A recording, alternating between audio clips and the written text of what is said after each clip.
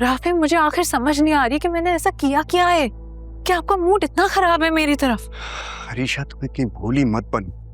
या तो तुम मेरे आगे बन रही हो या तुम वाकई नहीं जानती कि मैं क्या कह रहा हूँ। देखिए राफे, अगर आपका मूड जैन की वजह से ऑफ है ना, तो that's not fair on me. Mom ने आपके सामने कहा है कि वो उनके फ्रेंड के बेटे हैं, इसलिए उसको इनवाइट किया है। इसमें मेरा क्या कसूर है? अगर वो तुम्हारी मॉम का गेस्ट है तो वो उनकी जिम्मेदारी है, तुम्हें उसकी फिक्र करने की जरूरत नहीं है। What do you mean? मैं उसकी क्यों फिक्र करूंगी?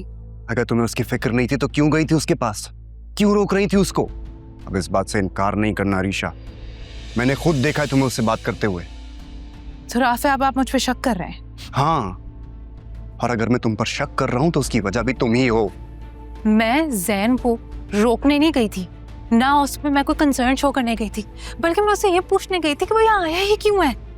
अब हो गया आपका शक दूर, या मैं अब अपने बच्चे की कसम खा लूं ताकि आपको यकीन आ जाए? खबरदार अरीशा, अगर तुम्हें सबके बीच के अंदर हमारे बच्चे को लेकर आई तो।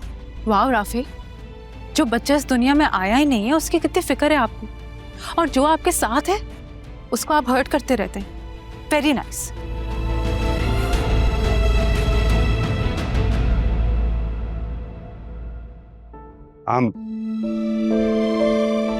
सॉरी अरीशा।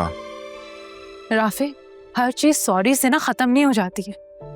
मैं आपके बच्चे की माँ बनने वाली हूं, और इससे ज्यादा मजबूत रिश्ता कोई हो ही नहीं सकता, लेकिन आप फिर भी मुझ पे शक करते रहते हैं। अफसोस की बात है। आई नो अरीशा कि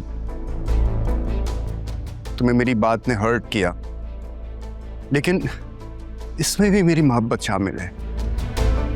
मैंने तुम्हें जैन के साथ देखा, मुझे बुरा लगा, मैं इनसिक्योर हुआ।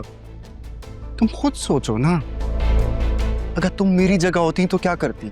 तुम भी मुझ पर डाउट करती ना? बिल्कुल नहीं करती, मैं आकर आपसे बात करती।